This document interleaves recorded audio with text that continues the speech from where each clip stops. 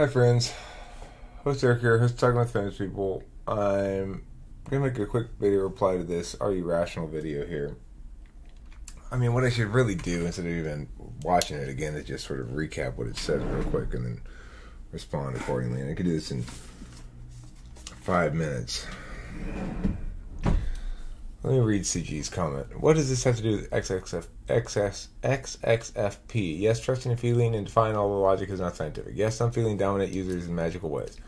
I'm an INFP and I know this. We should all know this. You may not be claiming all FI DOMs. The FI DOMs are all, but the way you talk about it is only though FI dominant or auxiliary users. Okay, well, my point is, this is just a joke. And additionally, I don't talk about types at all in the video. I only titled it that way because it gets more views if I link into MBTI. And your problem is that I am linking into MBTI. You're right. I shouldn't be linking into MBTI. There's no reason to... I mean, yeah, that's fine. I accept the criticism.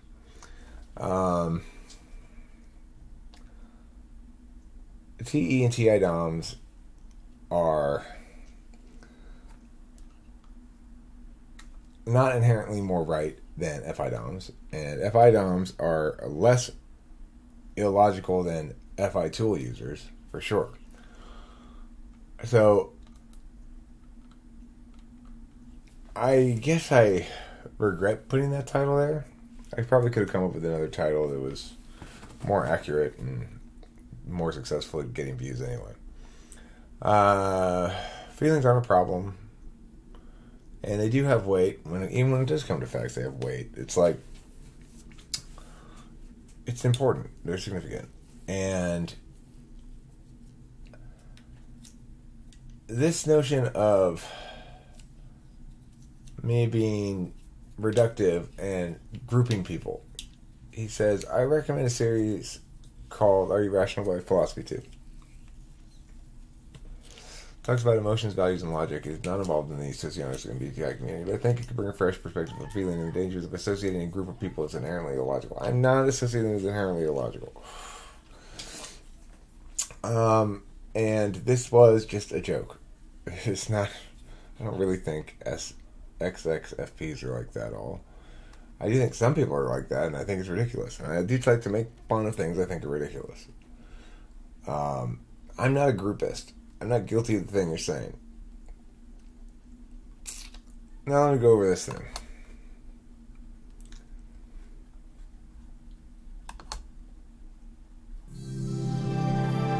Alright, so actually not even going to play the video, I don't think. Basically what he says is that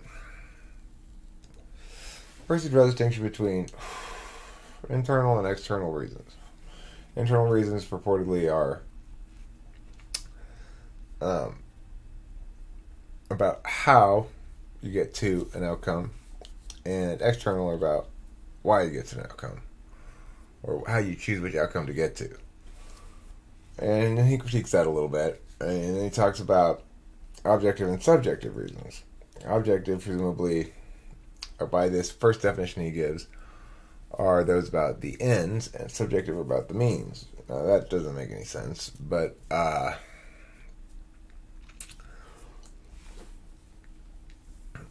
he points that out sort of, and makes a couple of other distinctions. I don't know. It's not a very insightful video because he talks about this. Alright, so let's see here. This thought experiment. Most famous examples of subjective reason in action is the so-called dollar auction. Suppose we auction off $1 in an auction with special rules where the winner and the runner-up both have to pay whatever they bid. Bidding starts at 1 cent, and these two guys go up in 1 cent jumps. He bids 1 cent, the other guy bids 2 cents, 3 cents, and so on, until the first bidder bids $1 for the dollar. At that point, the second bidder says, well, if I give up, then I lose 99 cents because the runner-up has to pay too. But if I bid $1 and 1 cent and win, then I only lose 1 cent because the dollar I win offsets the cost of my bid. So, given that he wants to maximize gains and minimize losses, it's rational to keep bidding to minimize the loss. Trouble is, it's now rational for the first bidder to do that too. If he backs out now, he loses a dollar. If he bids $1 and 2 cents. One of the problems with this thought experiment, it was never rational for him. If he's trying to minimize losses and maximize gains, it was never rational for him to enter into this auction in the first place. He can project forward and anticipate how the mechanics of this are going to play out. So it's not like, the way he's positioning it, it's like you don't come to this realization until you get to $1 or something. But that's just not how life works. The other thing is, people are... The desire to minimize losses and maximize gains is...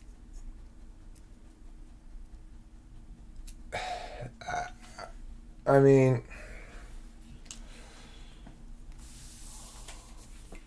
That's when we get into the core critique I have of this whole video, which is he's failing to account for the fact that people have a framework and contention level stuff going on, that there's an illocutionary frame. So, as a matter of reality, people will decide to enter this game for different reasons. In other words, they will approach another instance of life coming towards them with both a framework and, both a configuration that says, I'm going to approach things through this modality, and a implicit value to that configuration that is being upheld or failed to be upheld by a given action, and an ongoing interface with reality that checks against this internal metric. To say it's an internal metric is a bit deceptive, because that would suggest it's entirely subjective, whatever the metric is. All metrics are internal, which is to say there is no such thing as a metric that exists outside of an individual agent expressing that calculation mechanism. So, let's continue. And wins, he only loses 2 cents, and so on forever until these two guys are bidding millions and millions of dollars, even up to infinite dollars, just to win $1. That's subjective reason. They have a goal, a motivation already, and they are chasing it. The sensible thing to do would seem to be to abandon that goal, but that would require objective reason, which Horkheimer says can tell you what ends you should adopt and what things you should be motivated to get. By the way, Horkheimer wasn't the first philosopher to make this distinction. Francis Hutcheson, to name just one other, made a similar distinction in the 1700s, but we're going to use Horkheimer's distinction for now because we're about to criticize him. Horkheimer says that objective reason used to be a lot more common in society. It used to be the job of religion, and even to a certain extent philosophy, to tell you what values you should hold and what ends you should adopt. Laws and constitutions, he says, used to be designed to correspond to the laws of reason, i.e. Enlightenment texts and documents. I mean, my response to that, first of all, is who cares if it used to be more whatever? That's not a relevant question to anything. I mean, I guess if you wanted to... I don't know. Yes, he's wrong about it used to be whatever, because he's wrong about a distinction between objective and subjective. He's... The person who came up with that, Horkheimer, or whatever his name is simply displaying the empiricist's... the bias towards the empirical. Knowing what ends you should pursue it from a prescriptive frame requires one to know what one's interests are. And deciding on how to get there is the objective part. It says, okay, well, what mechanisms are likely to work objectively from a disinterested calculus, given that I know my interested calculus? So it's backwards, and it's frustrating. Let's go.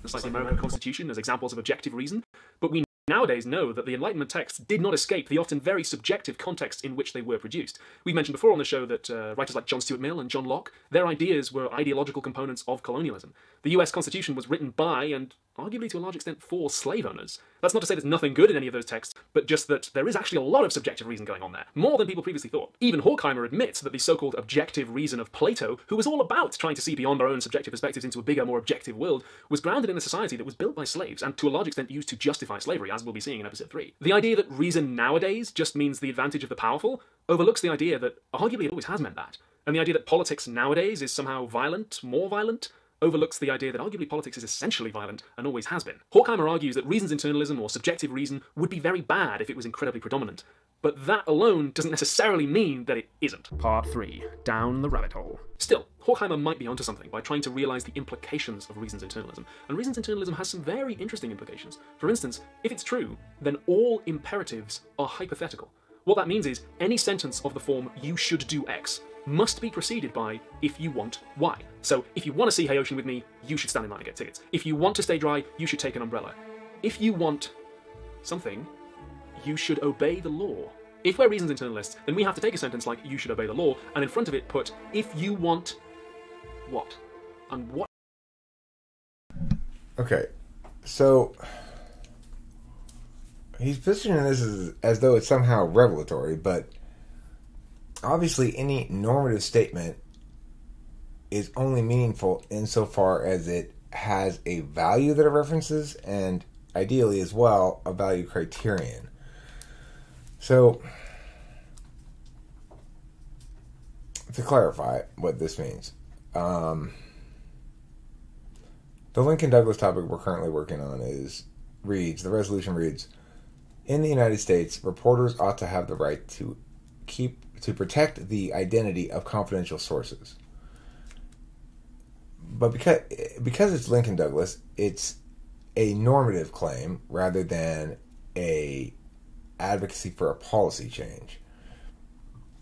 And as a consequence, it's why Lincoln Douglas is sometimes called values debate, is because to properly produce an affirmative case in Lincoln Douglas, you need to establish your value and your value criterion. So, for example, the value of my AF case might be autonomy, and the value criterion would be maximizing transparency in government. So it's saying we ought to do this because this is a good way to maximize transparency in government, and maximizing transparency in government is the best way to uphold the value of autonomy. So the reason debate is structured the way it is because there's an underlying understanding amongst the debate community of how ideational resolution occurs. That's why it's called a resolution. It's something to resolve. He goes on to say in a little bit that maybe it's possible that government's not even cooperative but coercive. Well, fucking duh. Government is defined as that which has a monopoly on use of force. To the extent that it's anarchic in a given culture, it's because there is no clear monopoly on use of force. And it's that cut and dry. So that doesn't mean that government's inherently bad. It means that it is society's way of expressing legitimate use of force or determining the legitimacy of use of force. It's more than just might makes right, but it does also correlate with whoever has the most guns. So whoever has the most guns can form a government that is more or less just. And whether or not it's just is contingent upon whether the applications of force it legitimizes uphold the value of liberty, autonomy, morality, life, something like that. Some general value that we all agree on. Life's not a good value to uphold because that would prioritize keeping you alive in a cage for your entire life over letting you run around because you might get hit by a car. So generally speaking, we want to prioritize values of autonomy. That's the top value. Maximizing the ability of individuals to pursue their own course is the only meaningful objective for government, because government can only adhere ever successfully to negative moral prescriptions. In other words, it is correct and just and appropriate for government to avoid instances of injustice, but not for them to pursue altruistic goals. And the reason is because we cannot, through reasoning that is objective, determine consensus about positivist moral goals, but we can about negativist, because there's an implicit appeal to reciprocity made in the act of arguing itself. And thus, to engage in argumentation is to agree to terms of reciprocity. The biggest problem with everything this guy's doing here is he keeps forgetting and leaving out and neglecting the simple reality that reason doesn't exist except as a behavior done by individuals in a given context. In this context, I'm giving people reasons why we ought think a little more deeply than what's being presented here about the nature of reason. And my primary illocutionary goal may be pedantic. It may be so I can seem smarter than you. Or it may be that I actually am concerned that people have a very shallow understanding of this. Maybe that I'm surprised that people have a shallow understanding of this. That even the philosophy videos on YouTube are strangely blind to the reality that no argumentation occurs except by instance of behavior of an individual engaged with another individual. The best arguments and the best reasons and the legitimacy of reasons and what kind of reasons there are, all those kind of questions we tend to provide answers for, all the answers are, they attain statuses of solid or sound or whatever, only against a given frame. If the frame's agreed upon, we can reach a disinterested calculus regarding who won the argument, but we can't necessarily reach a disinterested calculus about who's right permanently, because it could be another time up a bat and the arguments can shift. You're never going to see all the incarnations of a given argument set for any given argument.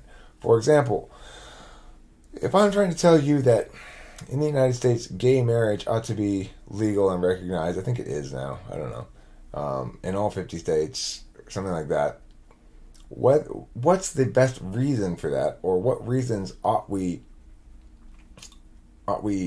highlight as acceptably objective, or in other words, reasons that ought to be satisfactory for us rather than me?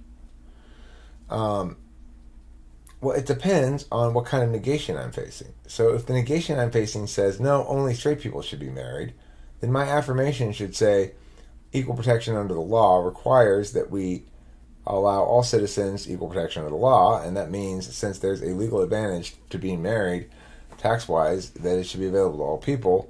And you could argue that, well, all people have the chance to marry the opposite sex and get this advantage, but that's like saying, it's like saying, well, only white people are allowed on this train. And you go, well, that's not fair because it treats different people differently. And they go, no, everybody who's white, everybody can choose to be white if they want, and then they can get this too. Well, but what about those black people? Can they choose to be white? Well, no, they're black. Well, then what you're saying is not true. Well, they just need to stop being so black then. Lighten up. Get some skin bleach. It's true that single people don't get the advantages of being married, but it's true that single people all have the chance to get married, and society has decided, or the government has decided, that we want to reward marriage with tax benefits. Well, as long as the single people can marry whoever they want, then it's not discriminatory. That's the reasoning. But if, in fact, the negation says we shouldn't have gay marriage because we shouldn't have any marriage, at least not legally, the government shouldn't recognize marriage as a legal contract, it should stay out of the business of marriage entirely, it shouldn't be rewarding people for being married, blah, blah, blah, blah. And the best way to negate the government getting their hands into marriage is to negate every instance of the government getting their hands into marriage. So while it's true that we should eliminate the government's involvement in straight marriage, it's not true that we should get the government involved in gay marriage. Then my affirmation has to be a lot different. So the winning arguments for a given issue are contingent on the affirmation negation actually made, which brings me back to the core point of this video, which is reasons, rationality, objectivism, subjectivism, and all this other stuff that we're talking about here only occurs during actual behaviors. Agents behave by communicating with other people, and they engage in discursive parsing, the elimination of some ideas as less adequate reason-wise, and the elevation of some others as more adequate. How do they do that? Well, they're going to link within their own internal framework. Well, mine's more authentic, and I prioritize authenticity. So I'm going to affirm this thing. Well, this idea over here is more effective, and I prioritize effectiveness. So I favor this one.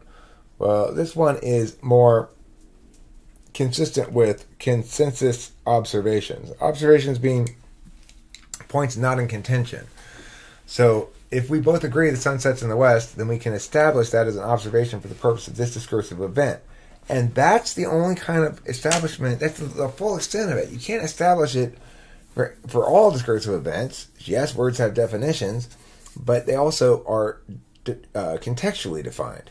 So you have to allow discursive events to be independent of one another, just like baseball games or something.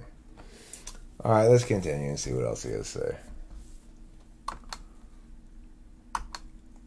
What we put in that gap might potentially tell us an awful lot about what law and law enforcement are. For instance, one potential example of an answer is if you want to avoid being subjected to violence by the state.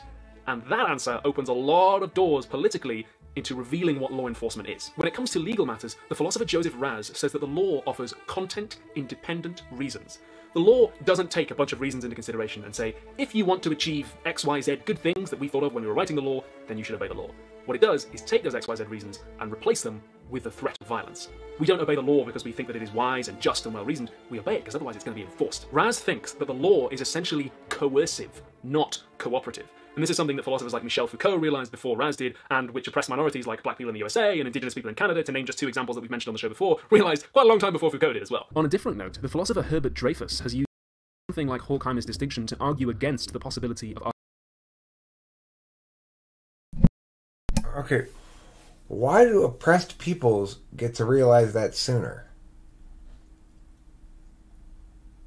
I mean, why do I have to have an interest in the matter to not be offended by it? Just because somebody's not beating me up doesn't mean I'm not going to be offended by the beating up of people. So I don't like that head nod towards oppressed peoples shit. There's no oppressed peoples. There are individuals who suffer from injustice or a lack thereof. And when we try to talk about oppressed peoples, we're really getting into an ontological shitstorm. Because you don't know me, you don't know them, you're not an oppressed person. If you want to talk about an oppressed person specifically, go for it. If you want to talk about oppressed peoples, then you're reinforcing the group distinction that somebody has previously used as a bullshit justification for plunder. There's plunder, acts of injustice, and there's legitimate interactions. There are no oppressed peoples. Artificial intelligence. Programming a computer with something like subjective reason is simple enough. If you receive this input whilst seeking this goal, produce this output. But telling a computer to seek its own goals is more difficult, unless you express them in a higher order subjective form, like if you get this input, change to seek this goal. Dreyfus sees computers, as we know them, as always in danger of becoming stuck in something like the dollar auction, unable to use what we might call common sense and assess situations in an objective way. But even beyond the law and beyond AI lurks something that Reason's externalists call the central problem. According to Reason's internalism, if you have a reason to do something, you must be motivated to do it. And if you don't have the motivation, then there's no reason for you to do it. So what happens when we take that idea and apply it to morality? What if you just want to be bad? And that question is going to be the focus of episode 2. If you like today's lesson,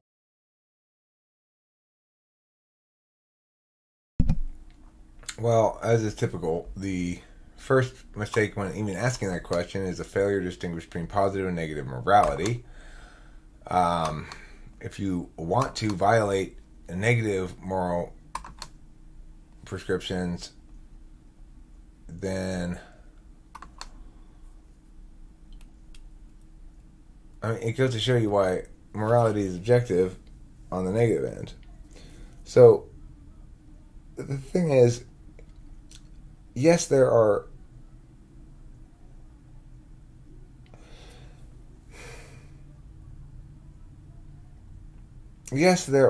moral questions that link to reasons. And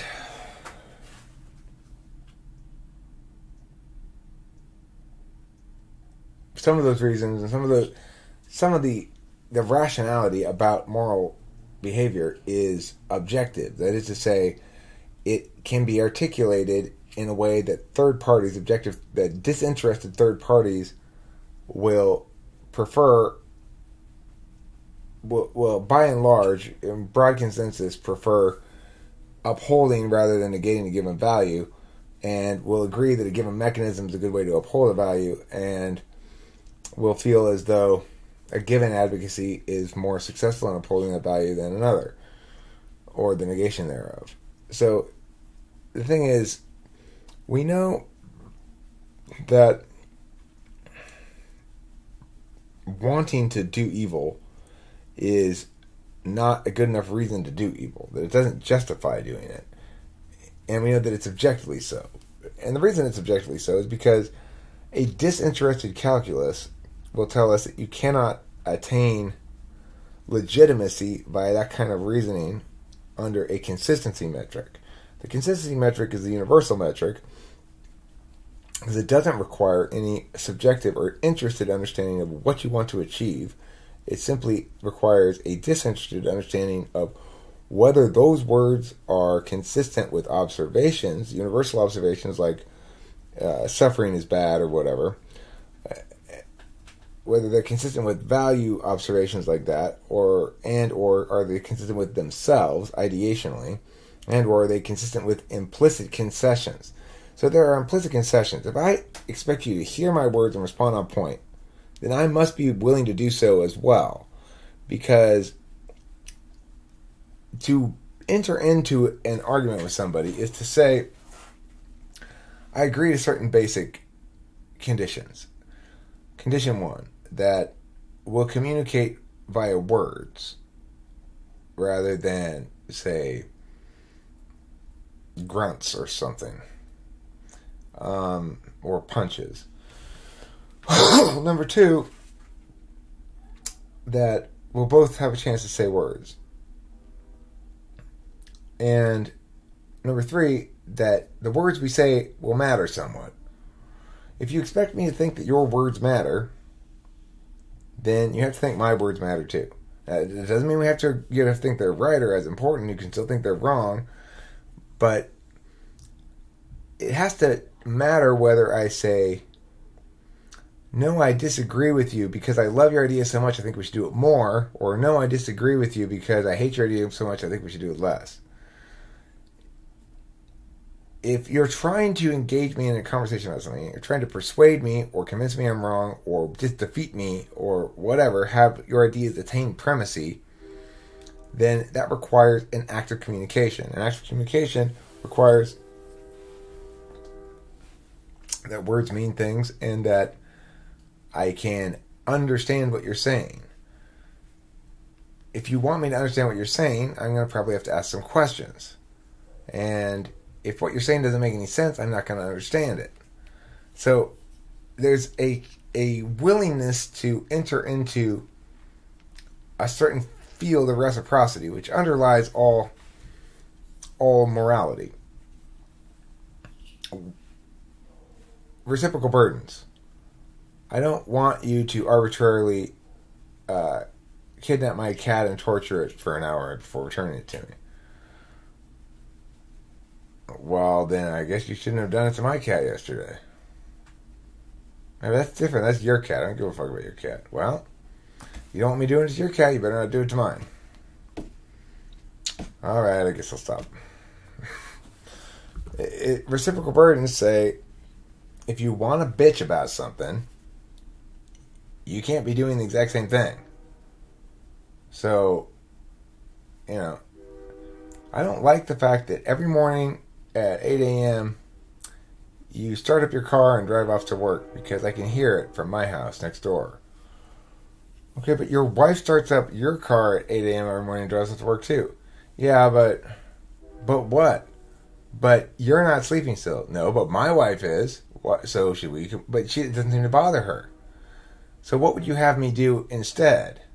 Well, just wait till 9 when I get up. Okay. Now, let's say it did bother my wife, and we asked your wife to wait till 9.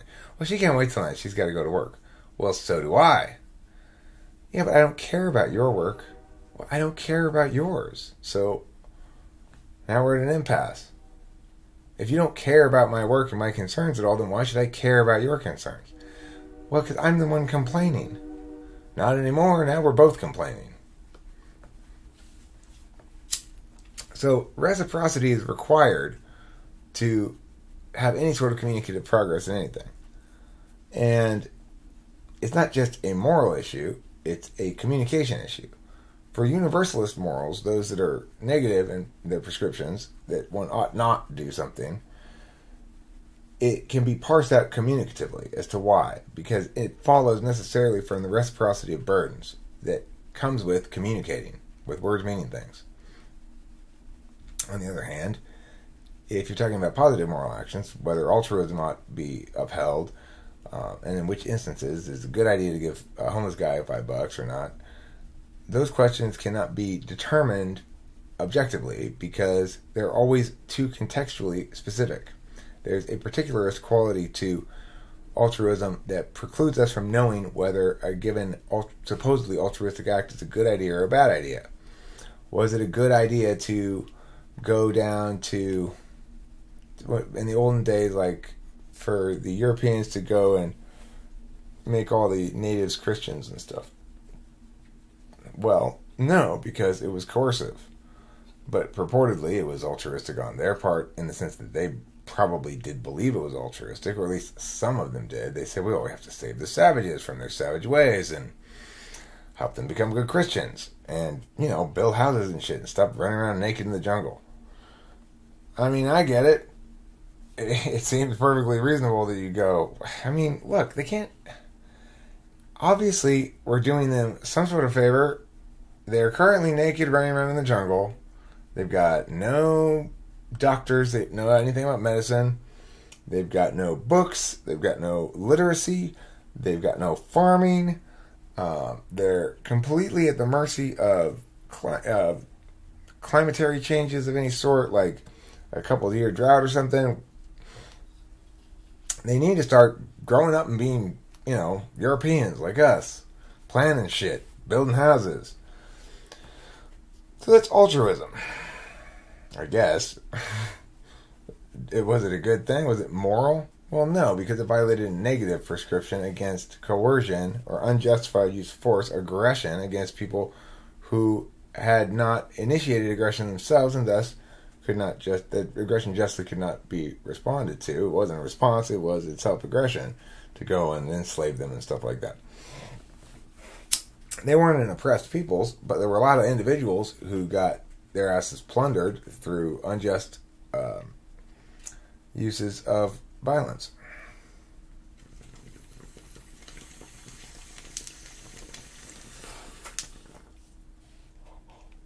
So, CG, your concerns are understandable. There are plenty of people in the world who do dismiss metrics other than their own preferred ones. I'm not among them.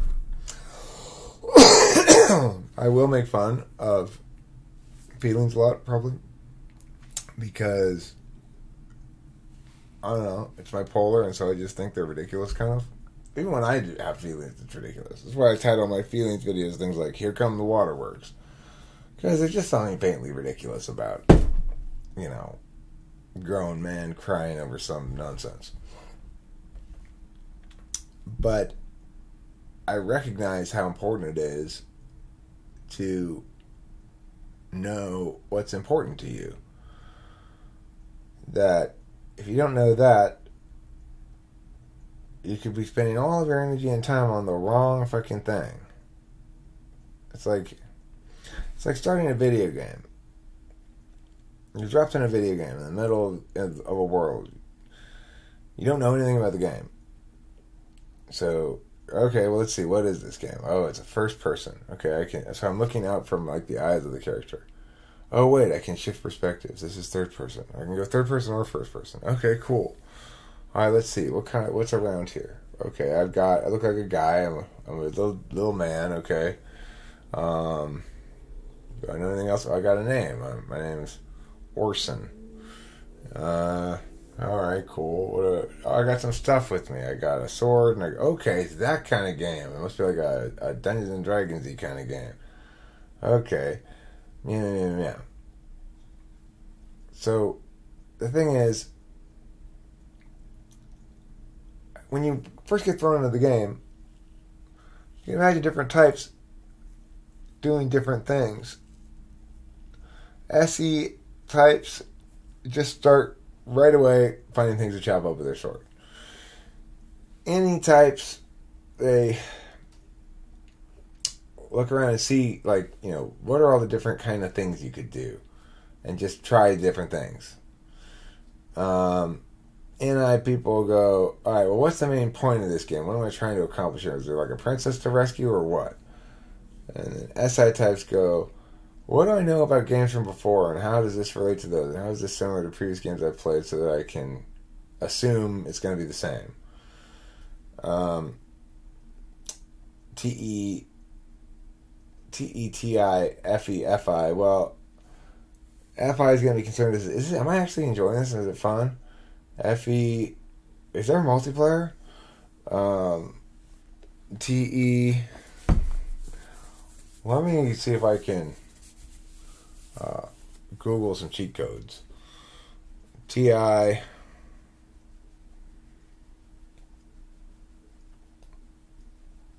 it's going to be looking for hints and clues, and I guess, I don't know. The point is that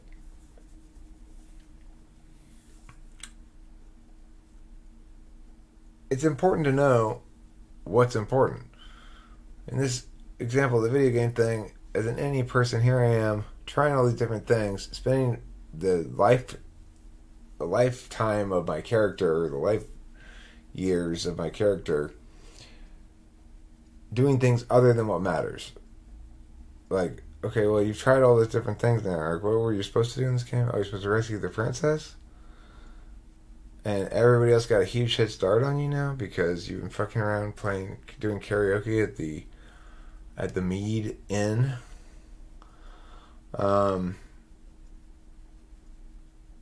It's a disadvantage in that regard. On the other hand, if you're so focused on rescuing the princess that it's just this, like, drag on your soul, like, oh my god, I can't believe I'm rescuing her yet. I'm so worried about her. She is in that tower. She has to grow her hair out and wear a chastity belt. Okay,